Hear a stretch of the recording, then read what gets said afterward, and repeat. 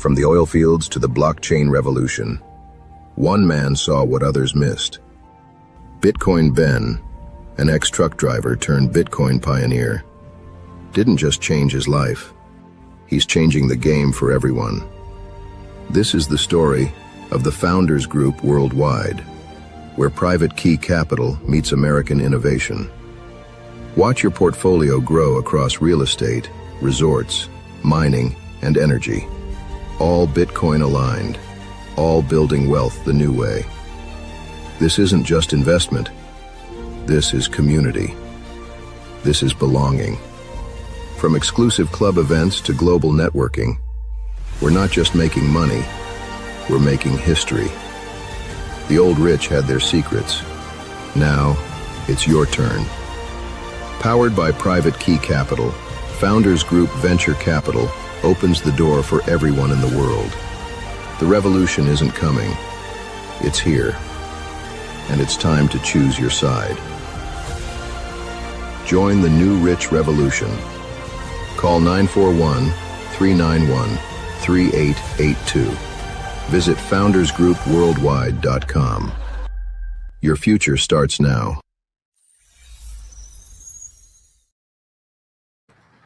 And we are live. Good morning, everyone. It's your favorite truck driver in the whole wide world, ex-truck driver in the whole wide world. It's Bitcoin Ben. Okay, today, guys, we're going deep. We are going deep into the future. About a year, if that, maybe 2 years, if we're lucky. All right. Number one, I want to outline this. There's an episode that we are going to watch from a guy named David Shapiro. All right. David Shapiro is probably the most honest, progressive on what's really going on with AI and also what is going on with the monetary system. You have probably heard of an idea called shareholder capital. And this is where everyone who is a citizen of America receives money from the industries of America, i.e., what Trump is basically doing, where the U.S. government owns shares of large corporations that are here in America.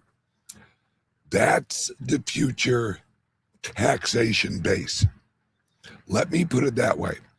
All right, we've all heard Trump, I think it was a week ago or so, he basically explained, hey guys, pretty soon you won't have to pay taxes. And then he announces, we're giving $1,776 Christmas bonus to all of our military people. This is, and mind you, I do not agree with this. This is a bad fucking idea. When you put the government in a position where the people are reliant on money from the government, that's a bad idea. Even if it comes from Trump, it's a bad fucking idea. But I understand it. I see why he's actually doing it. And I'm just going to be blunt. Most Americans are not smart enough or educated enough or informed or even have curiosity of watching what's unrolling economically. We all know these people. They're just kind of flying through life. Oh, look at the pretty colors. Oh, did you see what's on TikTok last second? They are not involved in the real world of what's happening economically. If they were, they'd all own Bitcoin and know why. Because everything is changing from AI, robotics, and efficiencies. Guys, the reason that gasoline is cheap, it hit $1.90. I think it was in was it in Texas or Oklahoma? It hit $1.90. Guys, the cheapest in my life that I've ever seen it was 79 cents a gallon. And that was back in 91, 90, no, like 93. Because I remember, and this is going to show how old I am, I remember exactly where I was. I was in St. Louis at Grabois and Higgy, right at a early Quick Trip. This was when they weren't really as popular, but there were a few of them around. It was 79 cents a gallon. I used a payphone at Quick Trip, called my dad, because he had this huge Chevy truck, and it had a tank on each. He had a tank on one side and a tank on the other side, so that thing held like 40 gallons of gas. And I remember I called him from the payphone and said, "Old man, I know you're at the bowling alley. On your way home, swing over to the Quick Trip at Grabois and Higgy and get you some gas. It's 79 cents a gallon." And sure the hell enough, as soon as he left Shrewsbury bowling lanes, he swung over and he filled up his tanks. That's the cheapest I ever saw it. I have a friend in Texas who like oils his whole like bread and butter. That's what he watches. That's what he sells, is like oil futures and shit like that. The futures market's going lower. It's going lower. And there's rumors that there's, within the next month or so, there's going to be a $1.20 futures market. Now, $1.20. Now we're actually that's oil refined into regular gasoline. Right? And he said, and I will quote him, "Dude, we'll be under $1 within a year and some change, because there's no floor." You have to realize, guys, that and they haven't brought this out yet, there has been technological advances in refining oil using AI that they're implementing this year. They will be able to produce, let's just say their production time will be cut in half.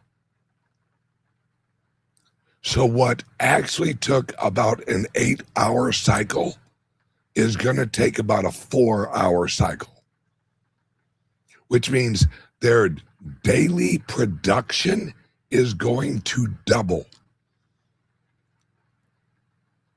Let that sink in. That's right now. And in some areas, like I said, we're at like $1.90. If their production capabilities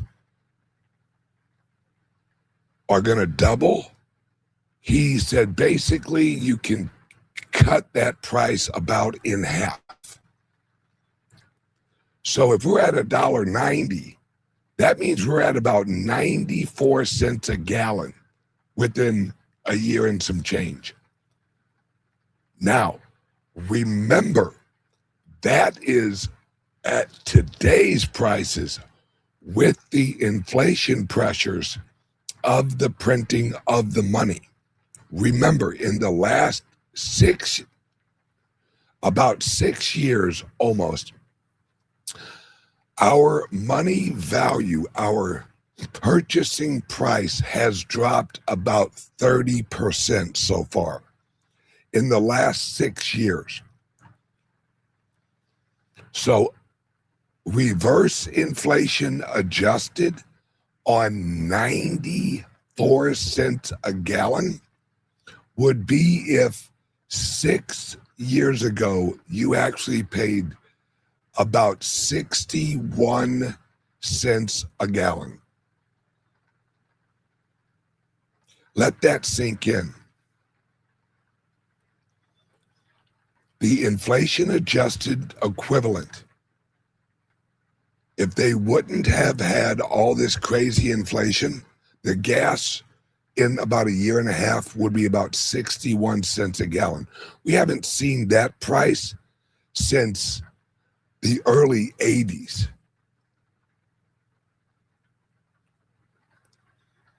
That's coming to everything.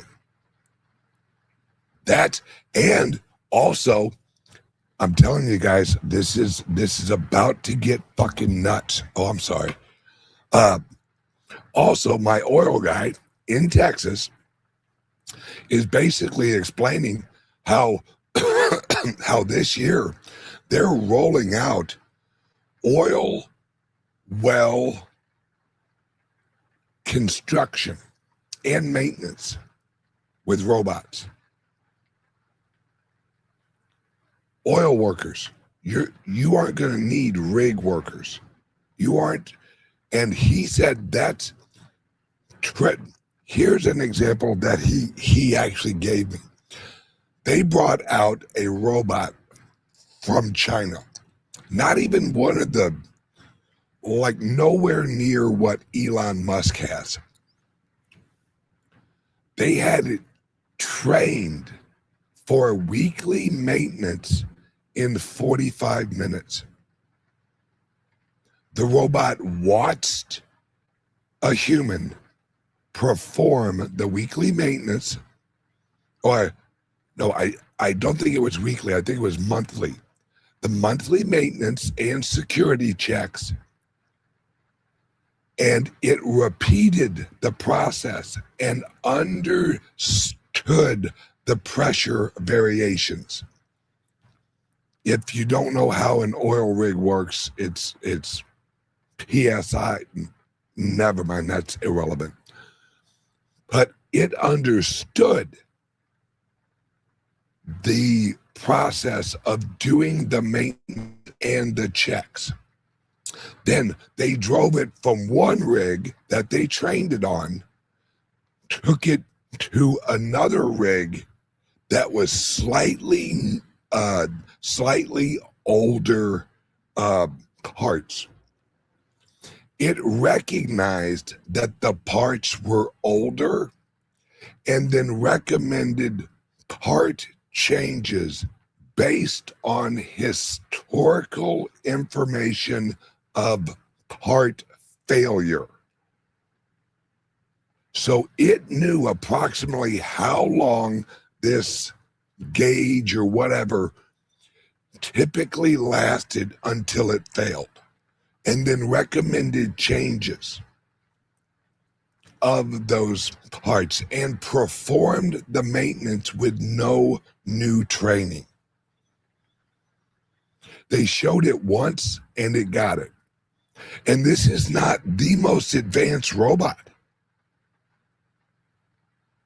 Elon's um, X robot or whatever the fuck you call it, Robob. That's much more advanced. Its hands are much more advanced. And remember, this is cloud AI. This isn't trapped knowledge. So now that that robot knows how to do that maintenance, it's in the cloud. It's shared knowledge. All of the robots linked with that AI cloud network now has that knowledge. Let me explain. All right. Let's say you have a bunch of robots on a job site. Okay, thank you. Yes, it's Optimus. Couldn't they named it something else? Because every time I think of Optimus, I think of Optimus Prime. You know, the tractor trailer that would switch into a robot. Come on, guys. Get fucking creative.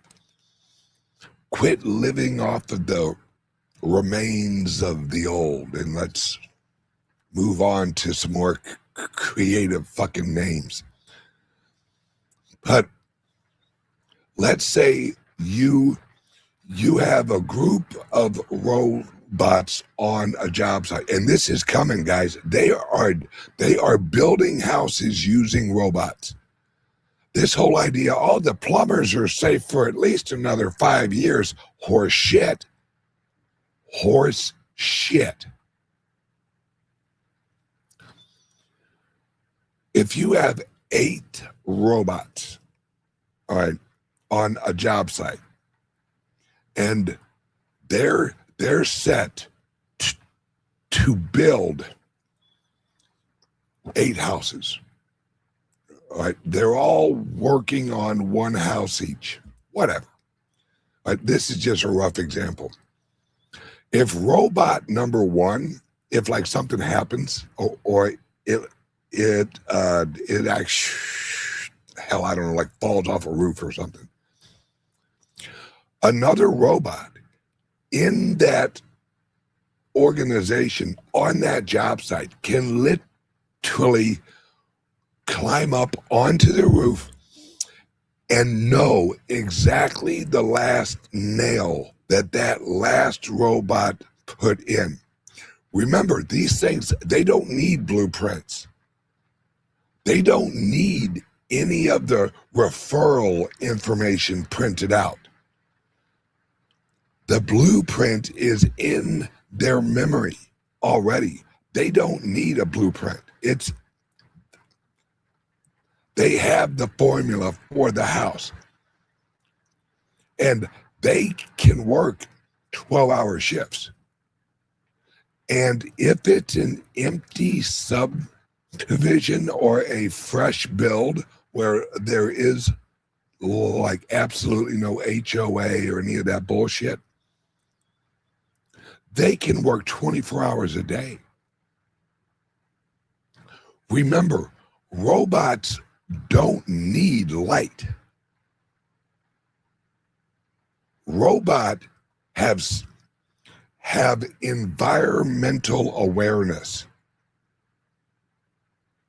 because the robots overlap awareness. If there's a robot on the left-hand side of the roof and there's a robot on the right-hand side of the roof, each of them have visual environmental awareness of each other. This robot can see and process what's going through this robot's eyes. And everything works in uniform. Then when I worked on a job site, all right, think about this. Now, those of you that have never worked construction, you might not get this, but I think you will. If you had a guy up on the roof, let's say he is laying down plywood. You had him, and then down on the ground, you had what was called a cut guy.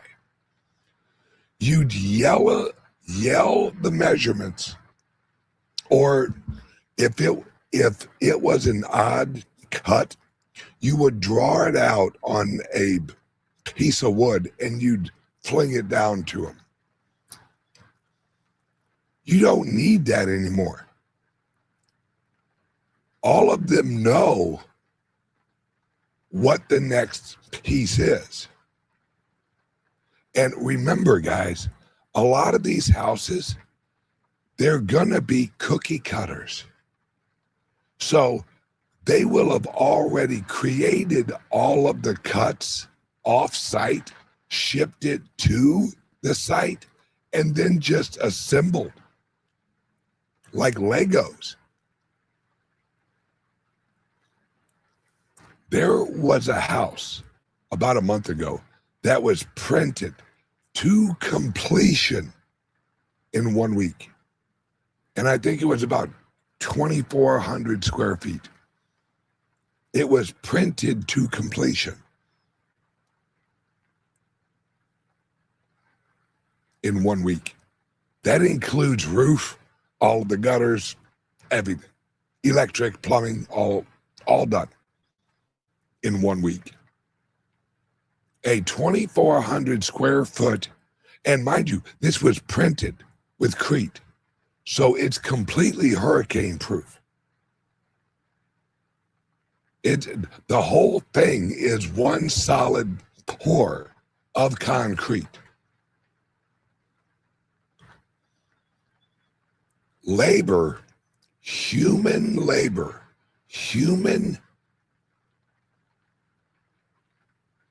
involvement. The only thing we are going to contribute is the want. That's it. When you want a house, that's the only thing that a human is going to contribute to it eventually. Where you choose a house you want, and then the AI, robotics, will build it.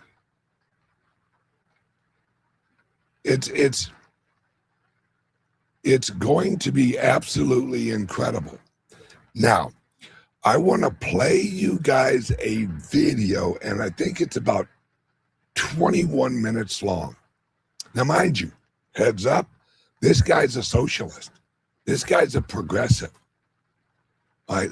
But he's explaining the future economy. And I'll be damned if he ain't right. He even explains how the smart thing to do now is plug your investments into the future system. This is the equivalent of realizing in 1930 whatever, the highway system was coming. And you have the road map, you have the construction map for the new highway system. And Rockefeller did this a lot. He bought as much land along the new highway system as he could. That's exactly what we are doing. I know where this is going. A lot of people know where this is going, but they're not letting the average Joe know. They're creating this wealth, and all these shares of like OpenAI and all that, and Elon's going public. They're bringing all of the companies public because everyone who knows. Once the shares hit the New York Stock Exchange, that's the dumb money.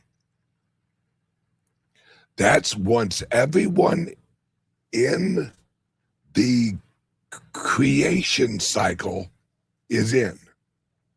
They've all actually bought their shares super cheap. The liquidity point is the launch of the IPO. That's when all of the owners, seed round, A round, B round, C round, that's when all of those guys, they take a good chunk of their shares and they sell it to the public. Where the fuck do you think they're getting the shares for the IPO?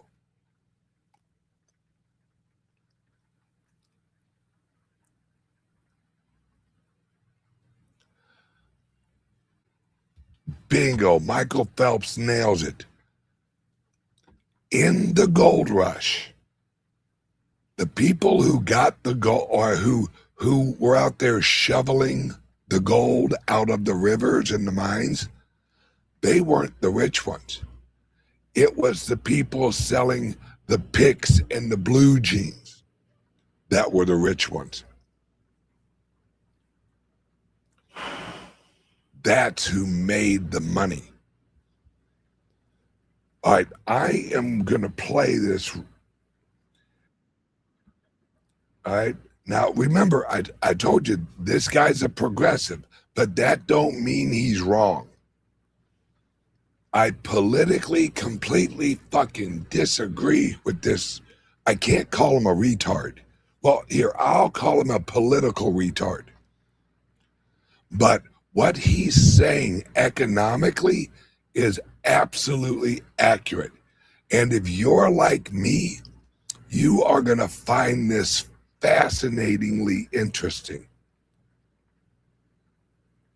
Good morning, everybody. So I have a quick confession to make, and that is that I have been holding back on you. I have been avoiding really just going all in on my burning passion, which is post-labor economics. So what I'm here to tell you today is that the content of my channel is going to evolve. Now, you've known me as a speculator on the future of AI and making predictions, some of them more dubious than others. Honestly, some of that was chasing hype because that's how social media grows. I don't make the algorithm's choices. The algorithm is the algorithm. However, what I'm going to do now is just double down on what I actually care about and what I actually put a tremendous amount of time into, which is post-labor economics. Now, for the inaugural episode, what we're going to talk about today is the biggest question, which is a lot of people just say, I don't see how anything survives this transition, because for people paying attention, it seems like it's no longer a question. It's a foregone conclusion that artificial intelligence and robots are going to dramatically change the economy. There's, of course, plenty of skeptics still out there. They say, well, AI still can't do, blah, blah, blah, or, robots are still on the horizon. But for anyone who looks at the thermodynamics, anyone who looks at the technology, anyone who looks at the math, humans have no moat in the long run. There is no physical law that says machines cannot do work better, faster, cheaper, and safer than humans. So then what is it for humans to do? Now, what I wanted to do here, and this is the final providing some context for this presentation so that you understand, is we're going to look at the macroeconomic plumbing of how does money actually get into your house? Because at the end of the day, what people really, really want, is to have basically purchasing power at the household income level. So if wages from labor and jobs are no longer how you get money into the household, how does that actually happen? So let's talk about it. In today's world, the circle looks like this. This is the primary circulation mechanism. So you have household spending, which drives business revenue, which drives business growth, which means that the businesses hire more people and they pay more wages to households, and then the cycle continues. This is the primary cycle right now. And you might say, well, where does money enter into the equation? The money enters into the equation from another party outside of this, where the Fed makes money and lends it out. But this is the primary hydrological cycle of the economy right now. Now, the thing is, though, if this step breaks, where businesses stop hiring more people, which, by the way, we're already starting to see, then the entire cycle breaks. This is, I think everyone in my audience probably knows this, and if you don't, now you do.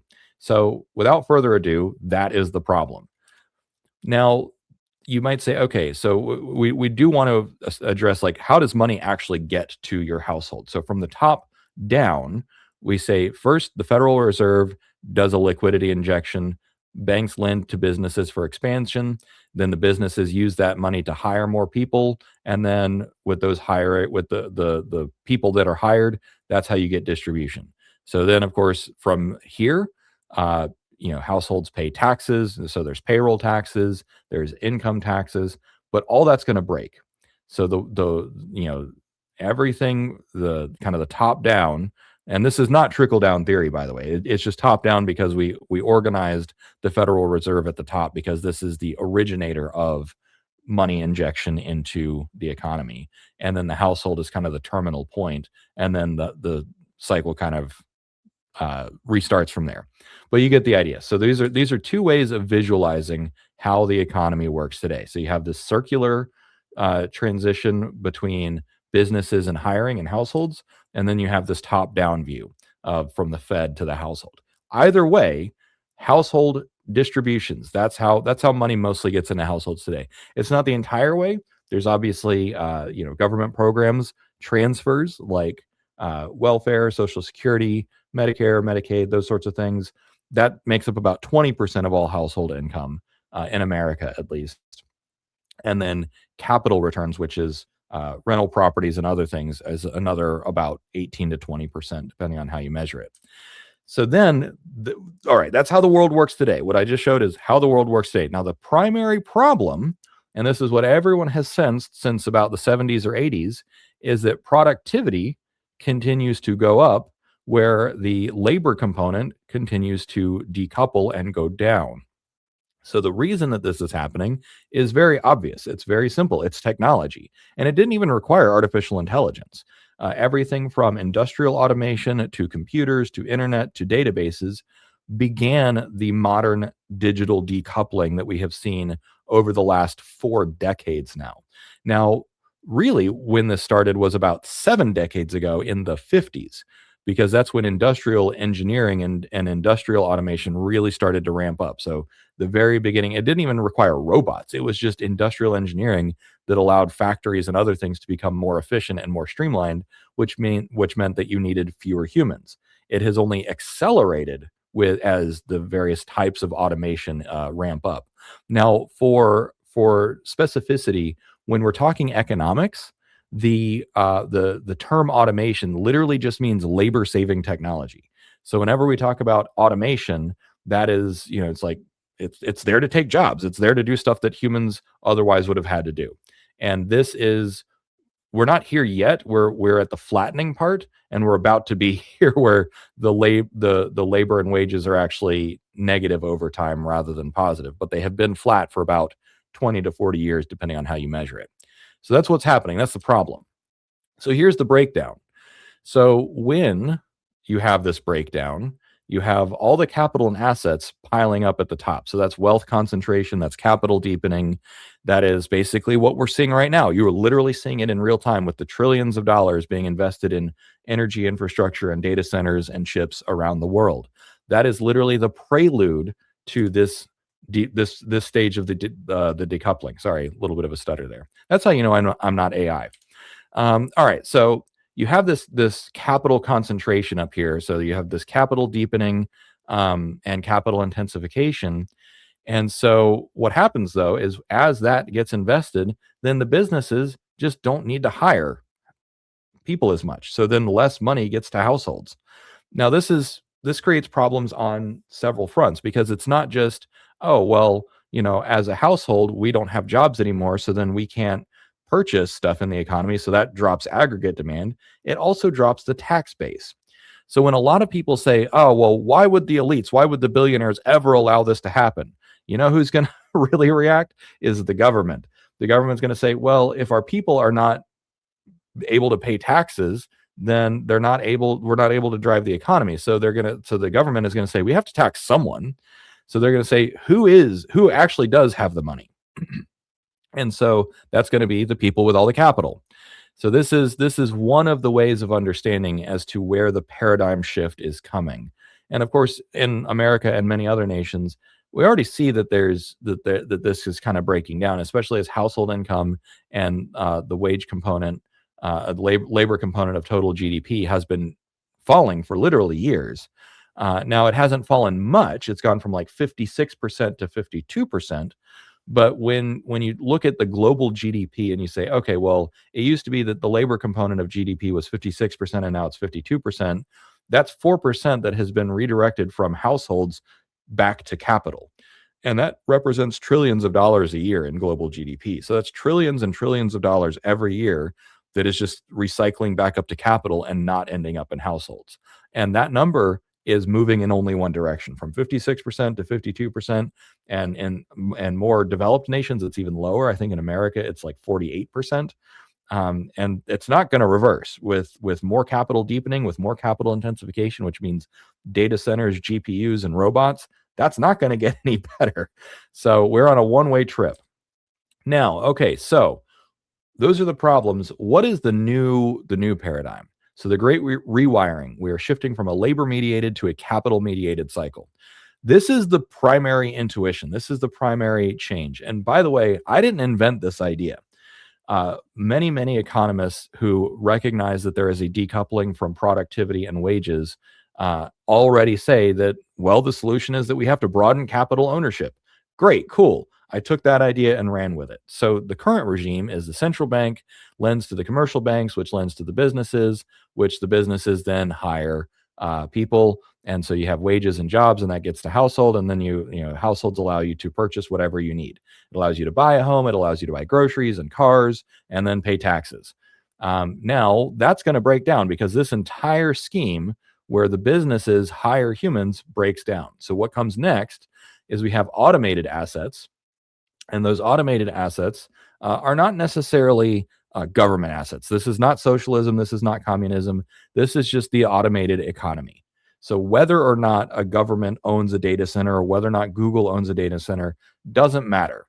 The origin of value in the future is these automated assets. Now, that's not to say that the central bank and the commercial banks won't exist. They will still be there to fund the data centers, the solar farms, the robots and those sorts of things to lend out to the businesses. But the businesses, so you're swapping the businesses for automated assets. And those automated assets then pay taxes directly to public funds, sovereign wealth funds, and those sorts of things, open payment rails. And so then what we get is just automatic dividends. So rather than going all the way back through the central bank and lending and loaning and all those other fun things, we all get dividends from ownership. Now you might say, I hear you. You say, well, I don't have any capital to begin with. That's fine, because you won't need any capital for these baseline universals. So there's universal basic income, which can come over automated payment rails. And then there's also automated disbursements, like what we already see in the Alaska Permanent Fund, which, again, doesn't need a central bank. They have their own wealth fund, and then that pays out directly to households. So basically, we take the model that works, the Alaska Permanent Fund, Norway's Sovereign Wealth Fund, and we say, let's just do that everywhere with everything that is automated. And so then the money comes from, instead of wages, it comes from dividends. And of course, Andrew Yang called UBI a freedom dividend. That was still a form of a tax. So that's technically a transfer, not a dividend, but you get the idea. But the idea here, though, is still quite simply that households end up with income and the consumer-based economy continues chugging along nice and happy. That is the primary intuition change. So step one, you have to rewire the input from wages to dividends. So right now, you churn out money, and with labor, you're actually churning out money for the owners, not yourself. So that's one of the primary things that a lot of people have been unhappy about, is because with capital intensification, it was no longer, hey, I have a shoe shop, or, I'm a cartwright or a smith, and I get to keep most of the proceeds from my business. Now somebody else owns the machines and you just operate the machines for them. And then, you see the little hand taking the output. So people aren't happy with this arrangement and have not been happy with it for a long, long time. And when I say a long time, I mean like more than a century and a half.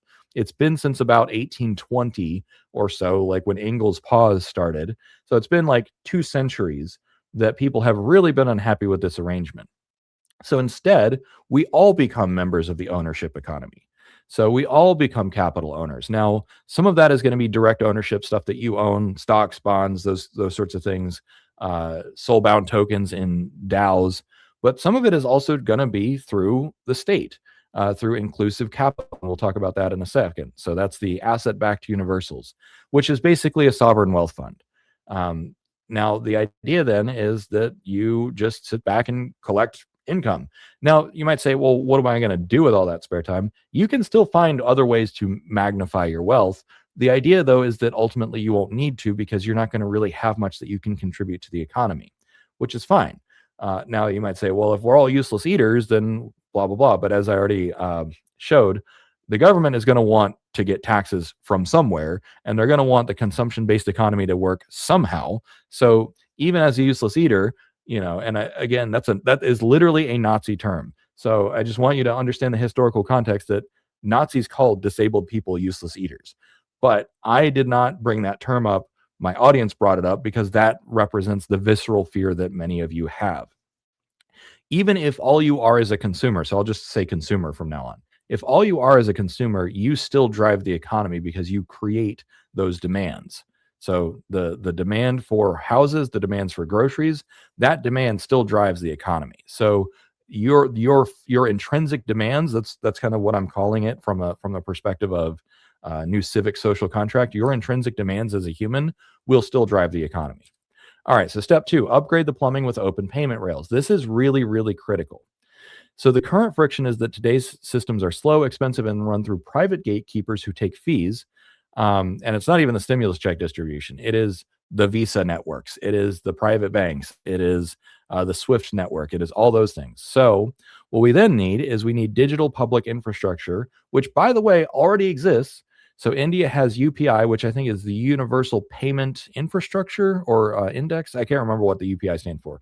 Anyways, so India had this problem where there was a shadow economy where everything was an informal cash-based economy and people just weren't using digital payments. So much of the Indian economy was not visible. And so what they did was they created an open standard so that payments could be processed instantly, digitally, which then, of course, India did that, one, to crack down a little bit on corruption, for taxes, for visibility, and that sort of thing. And Brazil has done the same thing with their Pix network. So instant, cheap, direct money movement. And they do use blockchain, not for every transaction, but for the ledger. So that way you keep track of every transaction in an immutable blockchain, and you can contribute to that in a decentralized manner. So what we're talking about now is saying, okay, if we have public funds and sovereign wealth funds and public dividends and those sorts of things, there's no need for any middlemen. You don't need banks. You don't need central banking digital currencies, which, you might say, well, isn't UPI and PIX CDBC? No, actually, these are not CDBC. So then you have all these intermediaries, all these rent seekers. So rent seeking is the big problem. And so American banks and Western banks are all fighting like crazy to prevent the West from adopting stuff like India's UPI and Brazil's PIX. However, friction is economic inefficiency. So in the long run, my hope is that America and Europe will start adopting things like UPI and PIX, or at least build our own. Interestingly enough, many nations are starting to, even in Europe, are starting to adopt these standards to allow them. So Europe might adopt this sooner than America, but the financial industry, the banking industry in America is so profitable. I mean, you've seen Wolf of Wall Street, you get it. We've been talking about Wall Street's greed for a long time, so I don't need to kick that dead horse. Step 3 is shift the tax base from labor to capital and rents. So right now, we have this declining base of income and payroll taxes and blah, blah, blah, blah, blah. So again, what I'm telling you is that there are multiple systemic incentives, not just for the billionaires, not just for the government, for everyone, to move the base from labor and payroll over to automation and robot taxes, to land value taxes, to resource rents and consumption-based taxes. All of those things can replace and fund the government, and you still get the dividends from automation. This is how we wire up this new system. The new wiring is designed to maintain the velocity of money. So we have households, so everything starts here. households still consume, the businesses still pay taxes and still pay rents, and those taxes and rents go to the shared capital funds, the sovereign wealth funds, and those are paid out as dividends. So the new cycle is even simpler and even shorter than the original 5-step cycle, although it's still more or less the same thing, where you have households, businesses, banks, and then, everyone lives happily ever after. You still have the Fed still injecting some capital because you still have businesses still have capital expenses and operating expenses. Energy won't be free, factories won't be free, land won't be free, robots will still have expenses associated with them. So the capital injection still comes at the businesses. It's just that the businesses are going to be automated in the future. Now, you might say, okay, well, how long is this going to take? It looks like right now there is very strong consensus that 2032 is the major tipping point. I came to that number independently, and I've got another video cooking where 2032 is when economists think that we're really going to see GDP start to really rise sharply due to automation. It might be sooner. We all tend to overestimate how long it's going to take for some of these things to take impact. So 2030 to 2032 is when we're going to see the fully automated business really take off. And so by then, we're probably going to need to have some UBI and some sovereign dividends in place. So this isn't about rewriting central banking. It's about building a better distribution channel. So the current quantitative easing is about the Fed buys bonds, pushing up asset prices and hoping the wealth trickles down.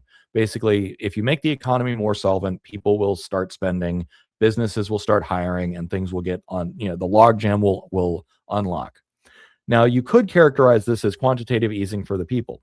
With direct digital wallets, a central bank or treasury can inject liquidity directly to households during a crisis, ensuring it circulates immediately through consumption. This is exactly what we saw with the stimulus checks during the pandemic. So essentially, as the economy comes grinding to a halt because AI and robots force companies to lay people off, we're going to end up having stimulus checks, but forever. Now, those stimulus checks are not necessarily going to...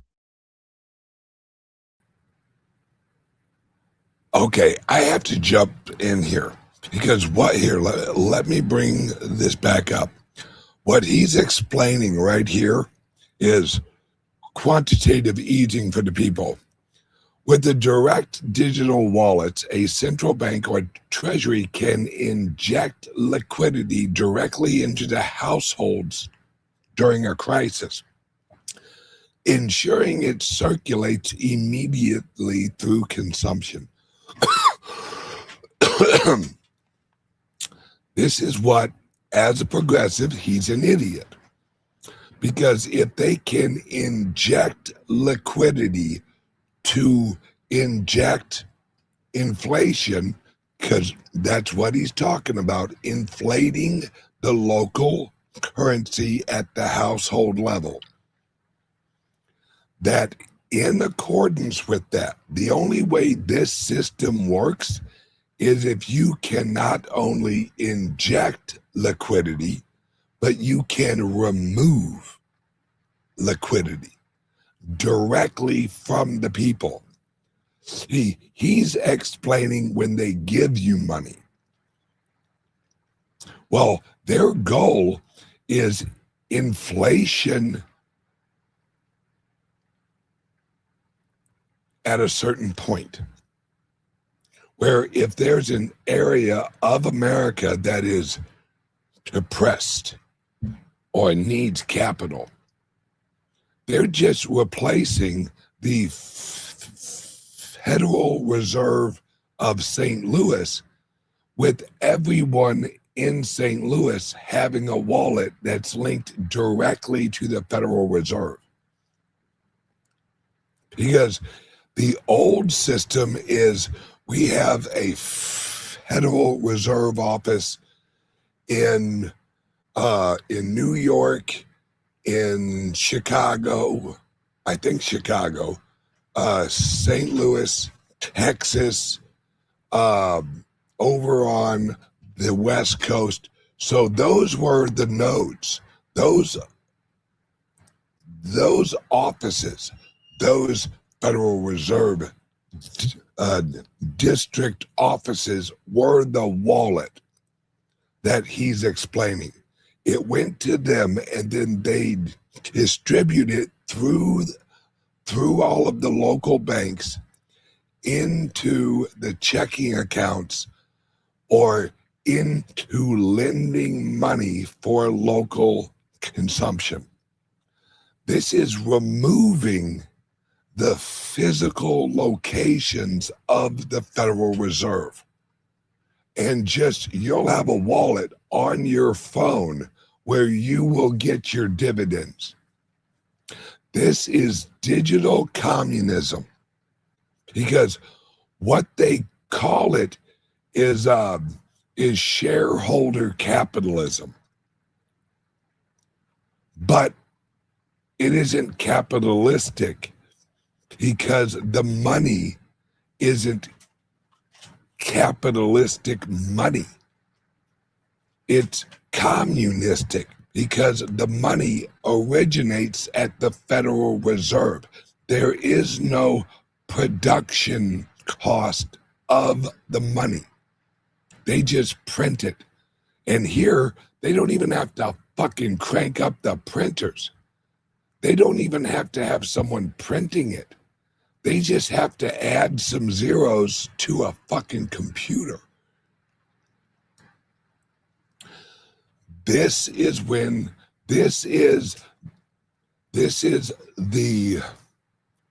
Brave New World model, where it's just so easy. They make it so convenient for you to be a slave. That is what this is. That's what they're explaining. That's what he's explaining. And remember, I completely fucking disagree with this model. It is my model, and some of my friends' models are decentralized true ownership.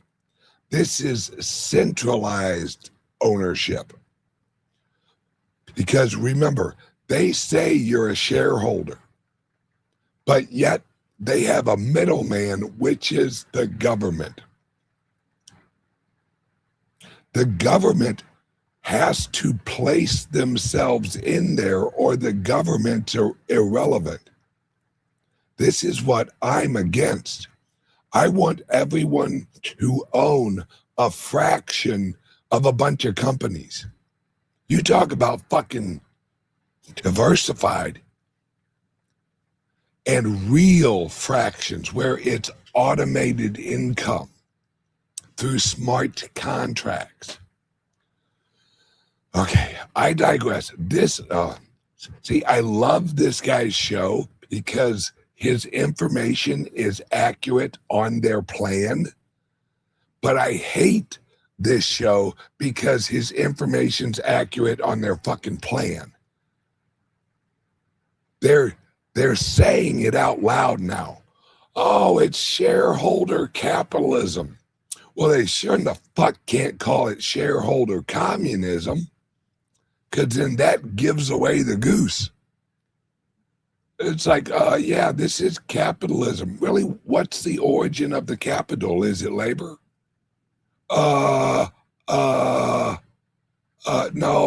No, we just print it and we issue treasury bonds, and that's the origins of the capital. So it's really not capital, because the definition of capital, or at least the old true definition of capital, is a produced item, or land was capital, because land could be built upon. Land had a production cost. If you were growing corn from the land, the corn is the product of the land. You couldn't just sit there and go, okay, corn, grow. No, you had to work the land. You had labor capital with agriculture capital that blended together to produce a product. And that corn was then capital because it had an origination cost. This eliminates that. There is no origination cost in our US dollar.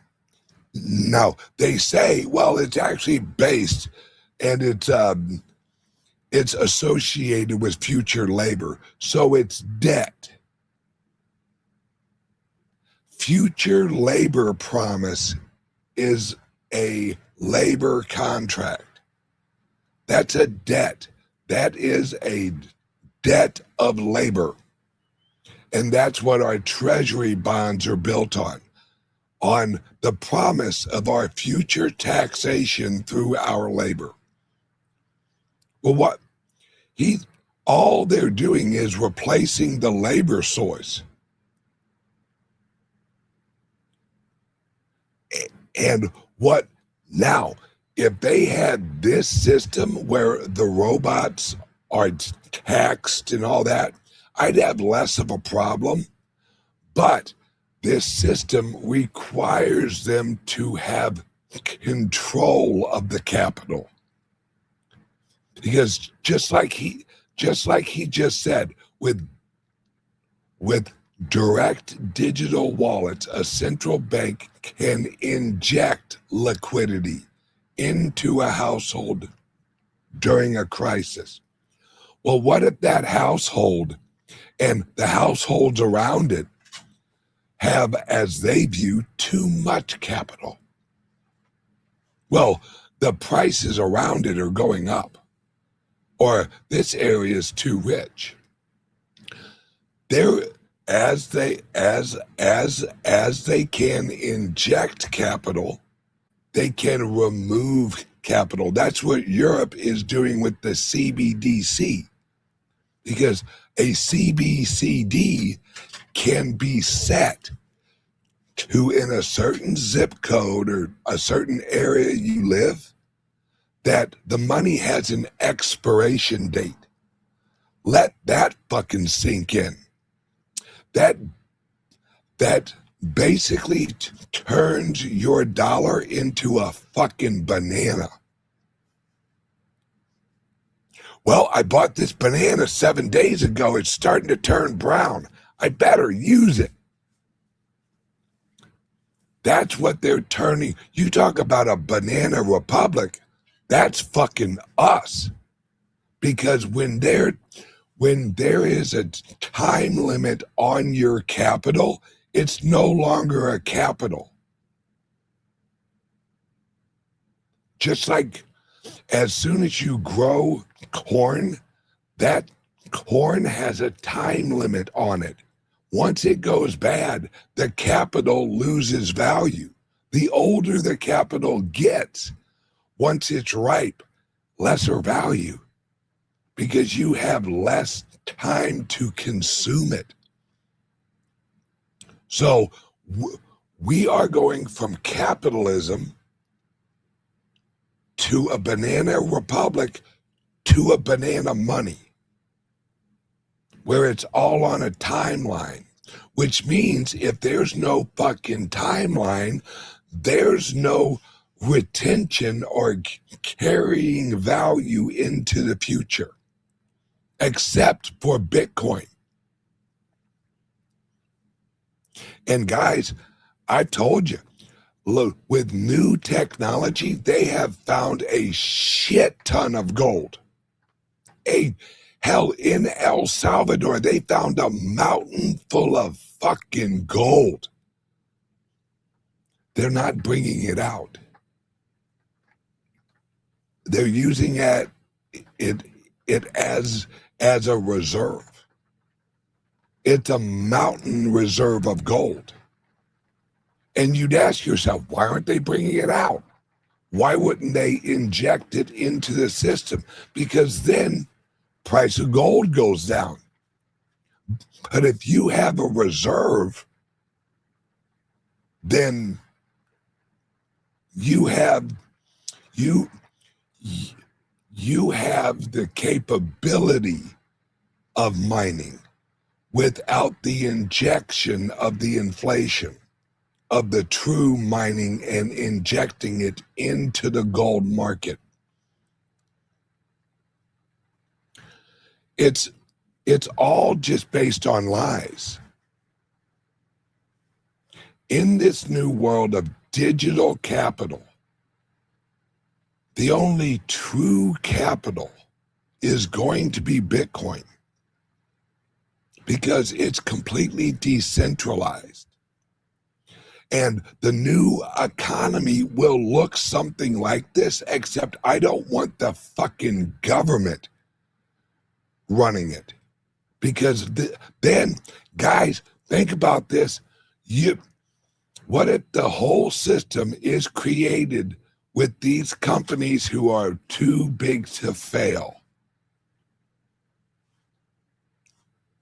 If there's no risk of failure, then there's no responsibility of efficiency or production.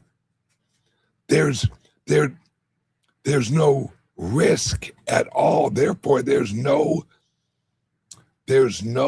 reason to innovate. If it's a perfect example is the fucking post office. The post office, they are $30 billion in debt every year. That's a cumulative.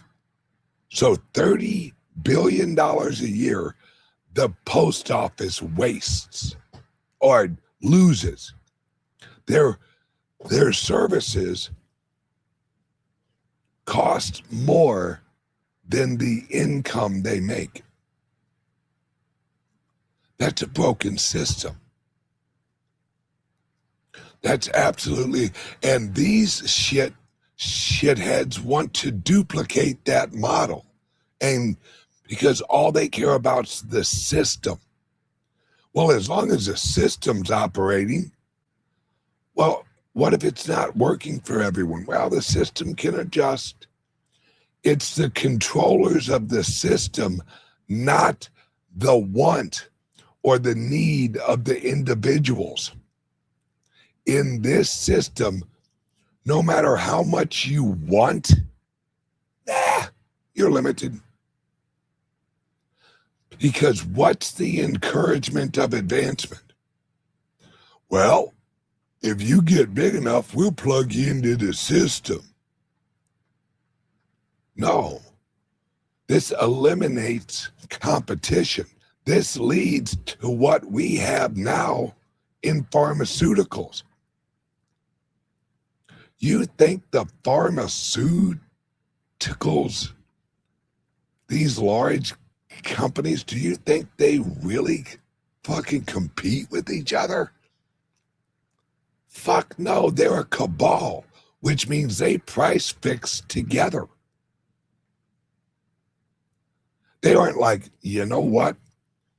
All right, if we charge less for our drug, more people will use our drug. Or we can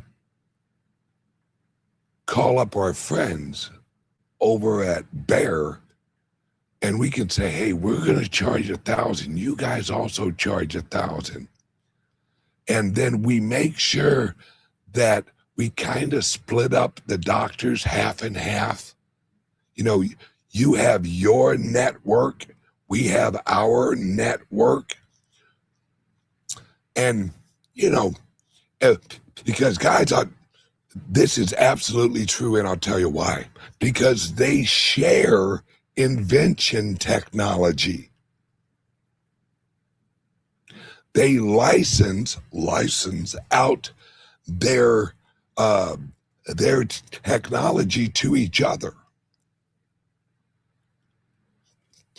Because it's like saying the Federal Reserve in Washington, D.C., that entity is in competition with the Federal Reserve of New York. It's all part of the same fucking system. All of these pharmaceutical companies are just members of the pharmaceutical cabal, just like the Federal Reserve is just separate members of the same fucking cabal. When you have a cabal, there's no competition. That's why it's a cabal. See, for years, everyone went against, we got to watch out for monopolies. We have to have YouTube and Facebook and Instagram or Instafuck or whatever you call it. They're all like, look at all the diversity of and X, pre-X, when it was Twitter. They're like, look at all the competition in social media. And then we had COVID and all of the censorship. They sure enough fuck didn't act like they were independent. Seemed like they were more of a cabal. That they were the social media and the media cabal because they all fell in line. Elon was the only one who actually bought X and then created competition.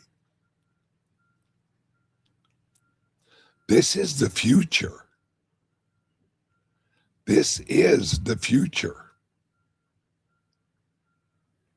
Unless we create a new system, which is what, here, let's watch the rest of this shit show.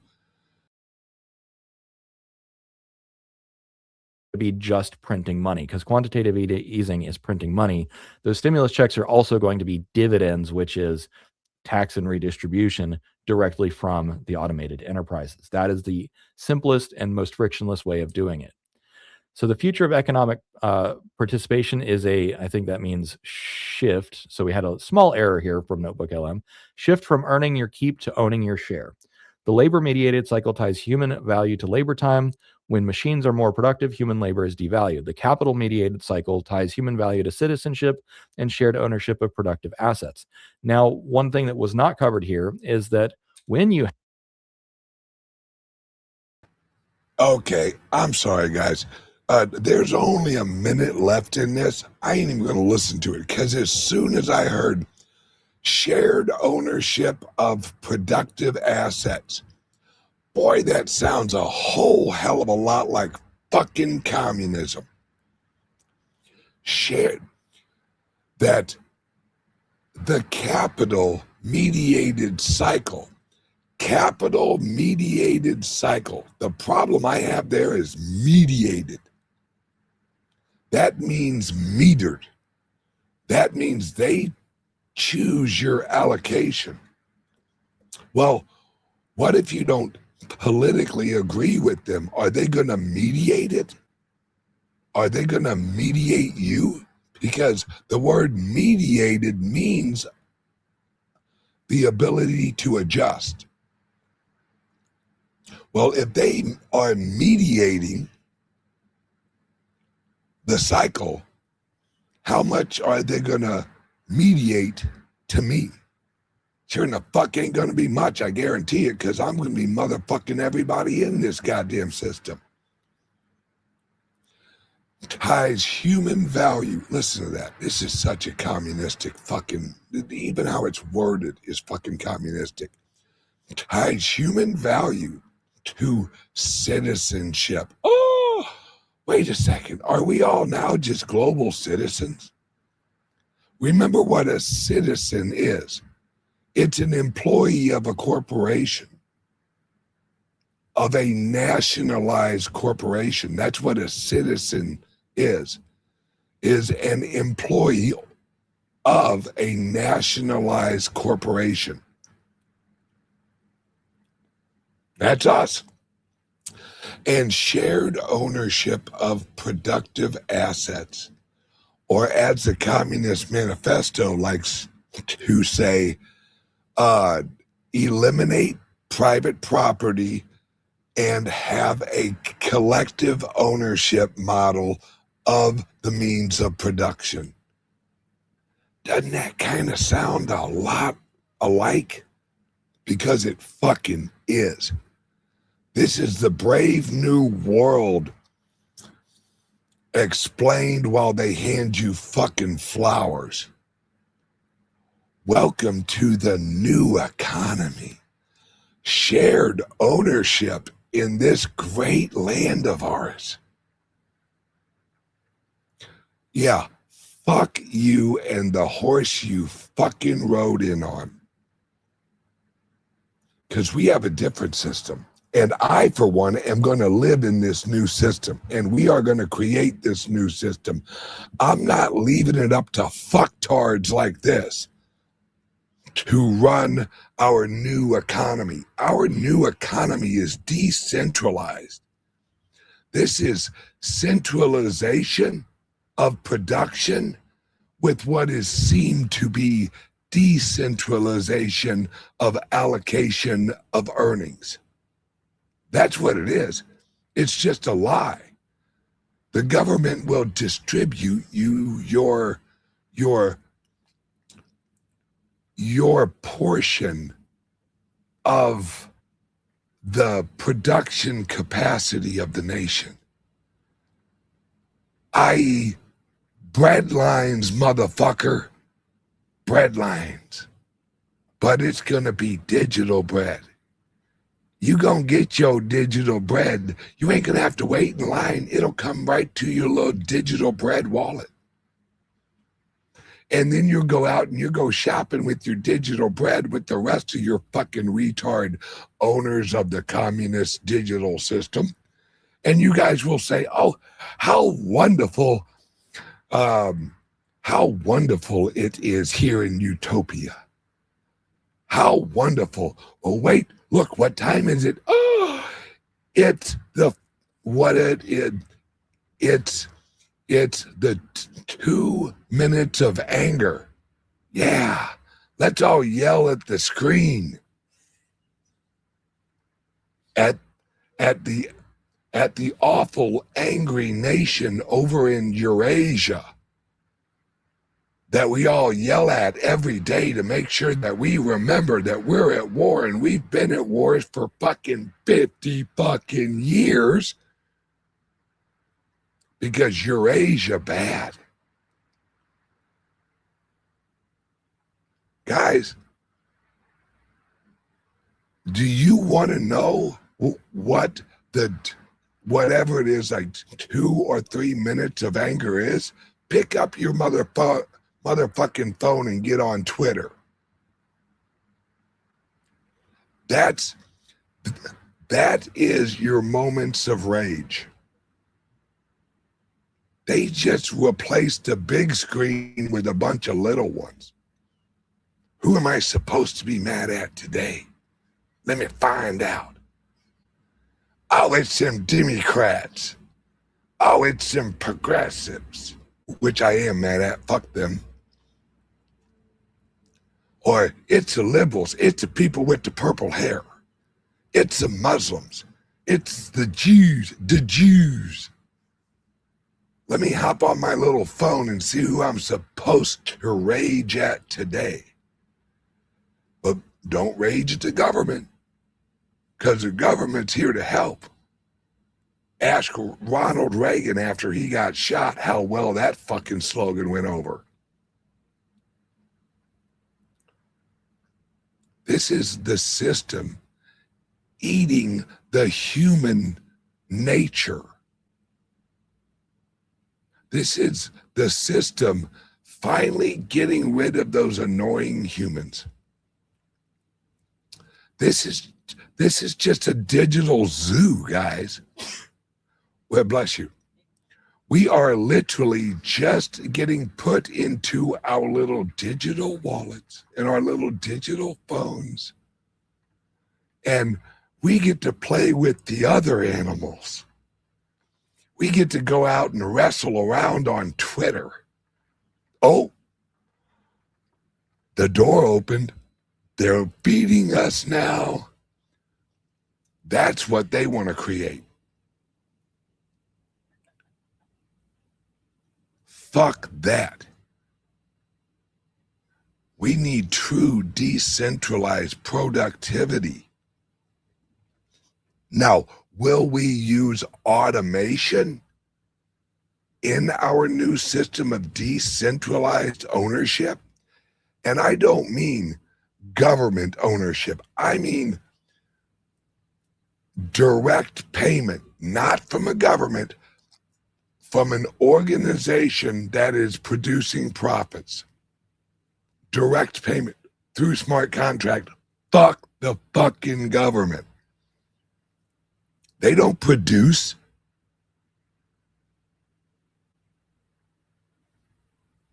No one walks into an IRS office with a smile.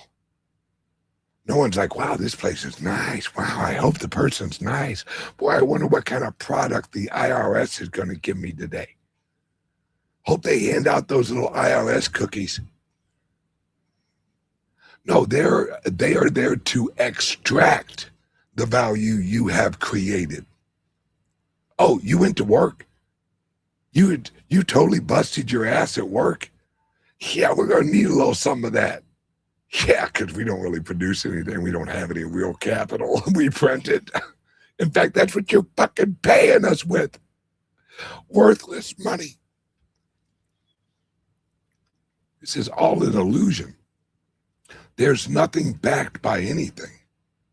There's nothing created in Washington, D.C. except bureaucracy, and bureaucracy doesn't have a profit, it has a price.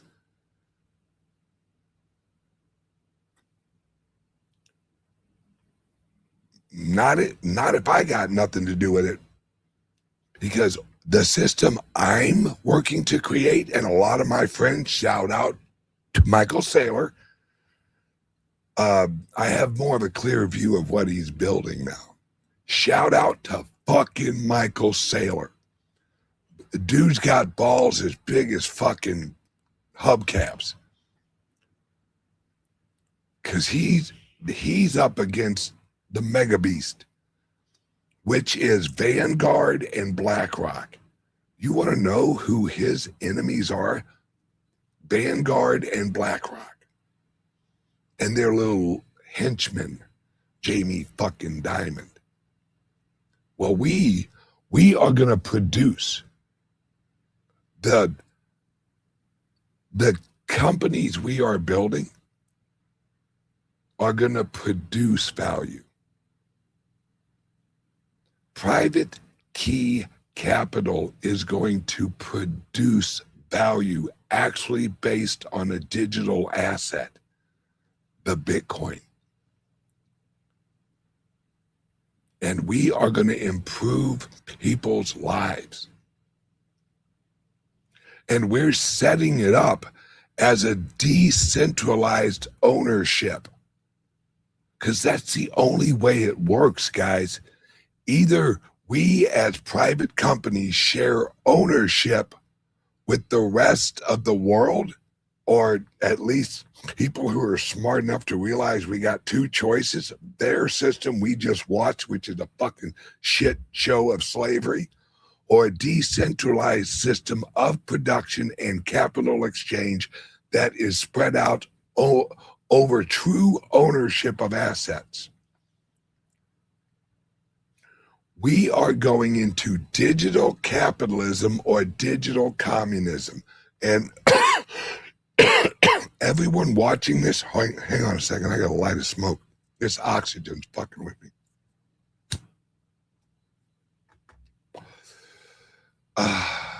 Toxicity. I'm back. All right. Digital capitalism or digital communism.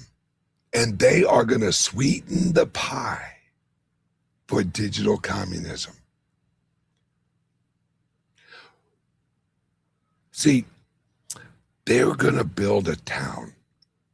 Have you ever watched those old Western shows where they'd created all of the fronts of the buildings, and you walk down the road in the center of a town and it looks like a town?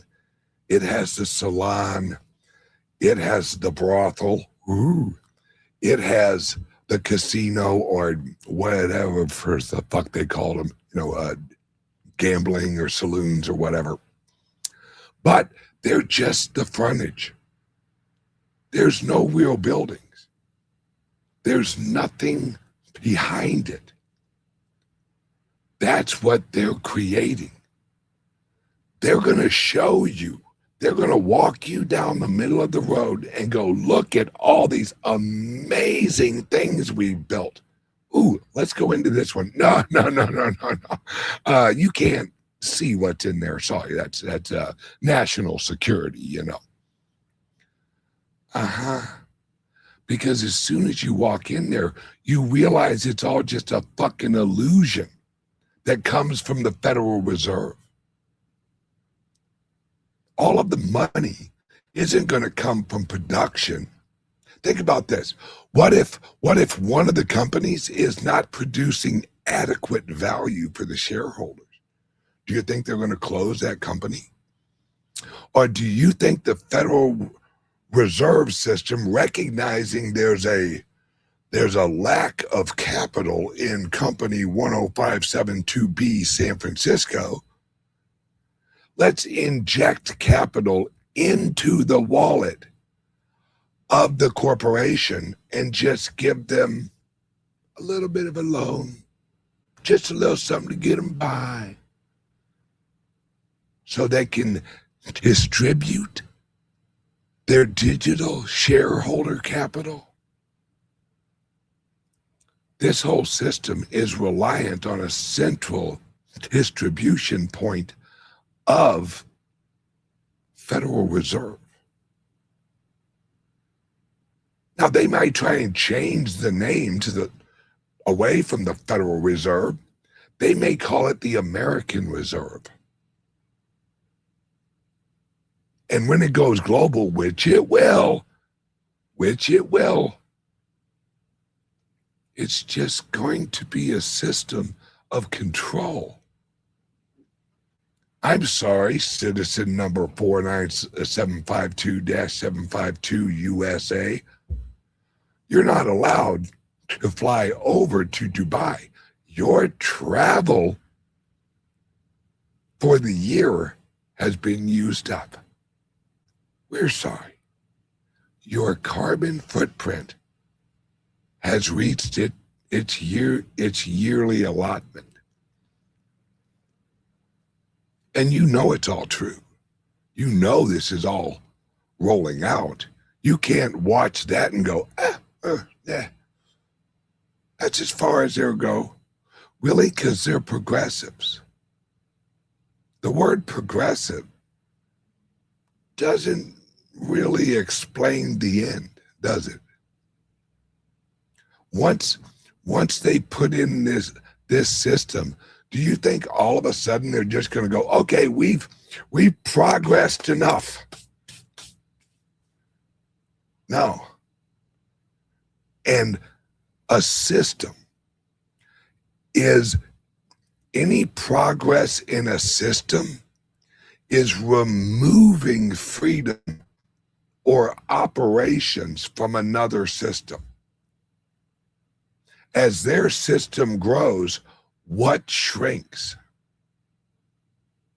Your individual freedom. That's what shrinks. Because if everyone's receiving their money from the system, then the people are reliant on the system. Can you make a free choice if your paycheck comes from the system?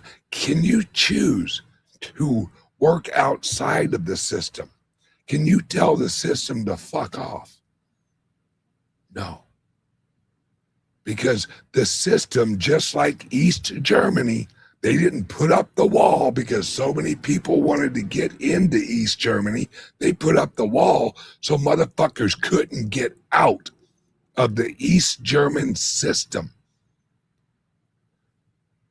This is the East German system without walls. And why is it without walls? Is it freedom? No, because the whole system, if it's just the system, they don't need walls. If the whole world is digital communism, why do you need a wall? You don't. You just regulate the doorway through anything. I'm sorry you can't fly. You've used up all your travel credits. I'm sorry, your allocation for meat has been reached this week. Have a veggie, motherfucker. Any system that grows removes freedom. I'll give you a prime example. Neighborhoods. Neighborhoods used to be the thing, man. Oh, can't wait to move into a subdivision out in suburbia. What happened? All of a sudden, you have this neighborhood. And then what evolved? HOAs. Oh, look. That unhappy 55-year-old fucking woman's got something up her ass again that she's bitching about.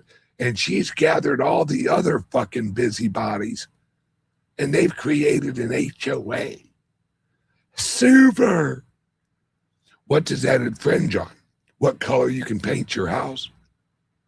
How often you have to seal your driveway? How long the grass on your lawn can be? Any system with the capability of infringement will be infringed upon. That's why Bitcoin. Because the network cannot be infringed upon. It's true, fuck you money. Give me your Bitcoin, fuck you. Well, I'll just take it out of your wallet, will you, motherfucker? What's my seed phrase? What's my password? What if I have a shared wallet? What if it's multi-sig? What if it's triple sig? Oh, you can't take my money. Yeah, fuck off. See, liberty is not freedom. Liberty is an environment in which they cannot institute consequences on you. That's liberty. The Bitcoin network is a liberty network. No one can infringe on you, no matter how hard they fucking want to or how bad they want to. They can't.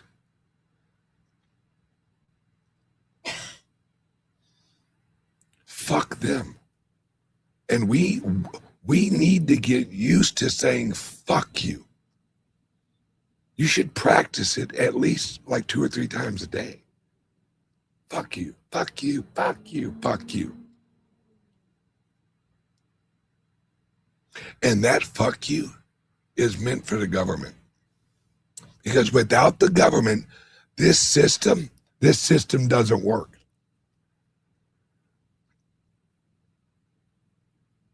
Hence why we and others, once again, shout out to Michael Saylor, is why we are creating the system we are creating.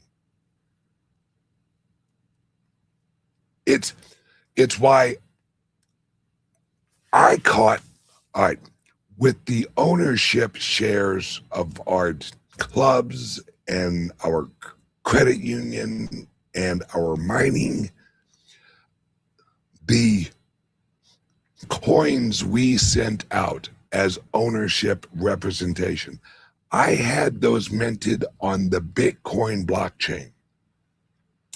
Everyone asked, dude, why Why don't you use one of the cheaper blockchains? The reason I used the Bitcoin blockchain is what I just said. If you own one of our ownership tokens of our companies, no one can take your ownership token. I can't get a hold of Ethereum and go, hey, can you roll this side chain back? No.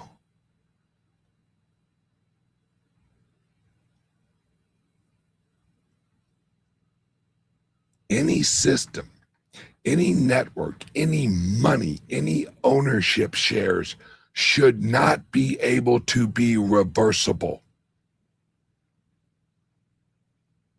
Ever. Ever. That's freedom. That's freedom. That's when you own your shit. And I know I've been going for an hour and a half. I'll wrap this up as quick as I can. Sorry, guys. You know me. Once I get in a rant, I'm in like a groove. Last night, guess what I learned? I am up in Massachusetts. And shout out to, I won't use his last name, Steve, our local farmer up here in Massachusetts. Do you know that they can no longer use their own seeds for next season's growing? Think about that. They can no longer use the seeds they grew for next year's planting. It's against the law.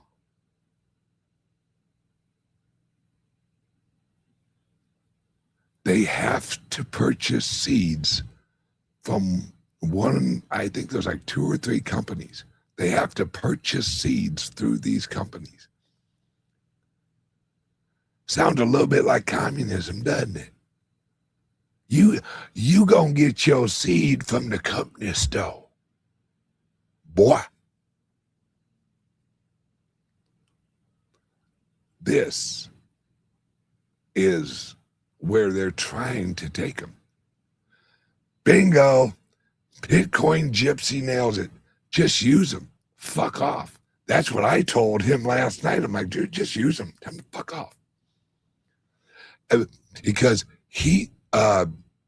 there's areas of like Massachusetts that are very rural.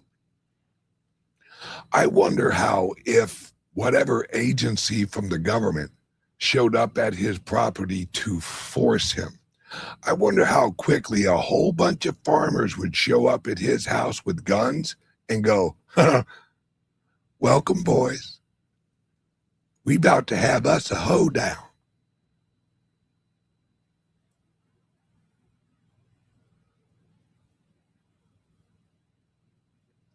Yeah, this is why we're creating the system we are creating.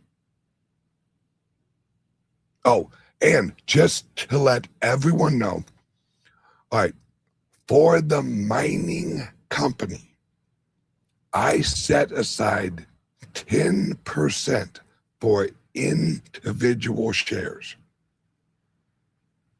That's if you, in the mining company, there's 100,000 shares. It will never be increased or anything like that. 100,000 shares. I set 10% aside for individual share purchases, because this is how we have to do it. Because if the only people who own the shares are wealthy people or well-off people, how the hell is that going to help us? It's just the wealthy or the rich or the well-off just getting more wealthy and more rich and more well-off. We have to build a system where the guy who owns one share is just as relevant as who owns 1 or 10% of the company. This is how we have to build it, because if we don't, that's the system they're going to build. That's the system they're already building. That's why I launched years ago doing this, because I knew this is the plan they'd roll out. We have to work together, because I'm telling you guys, as they roll out this system, they aren't gonna give a flying fuck about any of us. Why? Because we are the resistance. You think that they're gonna roll out this system and go, hey, Bitcoin Ben, how you doing? Yeah, here's your American wallet. We promise we aren't gonna censor your transactions. I'm going to be the first motherfucker they censor. So, if you're interested in shares of the mining company, we have set aside individual shares for the general average public. And your representation of ownership is a document and a digital asset that was minted on the Bitcoin blockchain, so it can't be fucked with. I'm here to win, guys. I'm here to win. I'm here to outcompete that shit system that we all just watched. If you're interested, there's a link under here. I think it's under all of them, BBBshares.com, I think.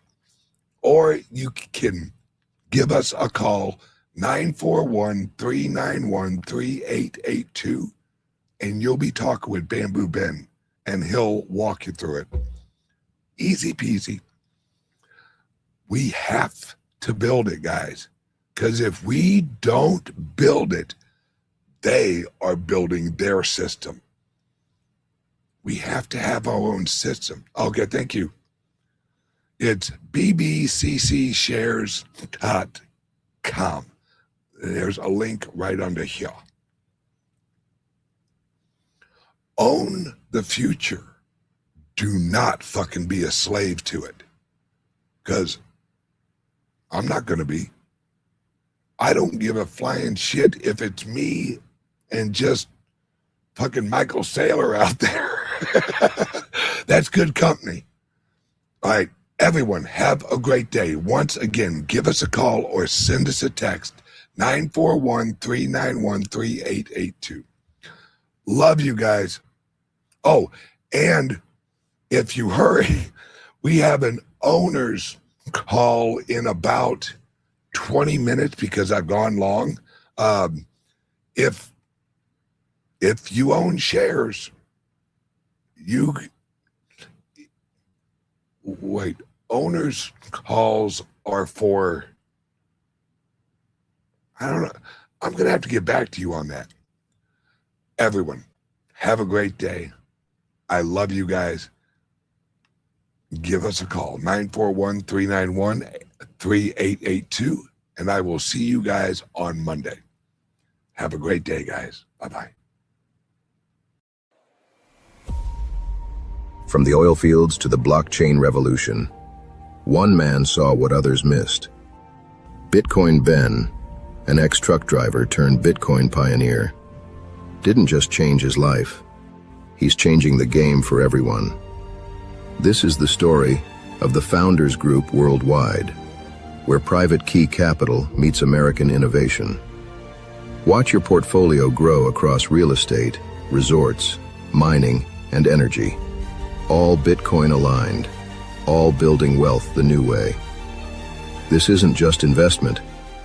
This is community. This is belonging. From exclusive club events to global networking, we're not just making money, we're making history. The old rich had their secrets. Now, it's your turn. Powered by Private Key Capital, Founders Group Venture Capital opens the door for everyone in the world. The revolution isn't coming. It's here. And it's time to choose your side. Join the new rich revolution. Call 941-391-3882. Visit foundersgroupworldwide.com. Your future starts now.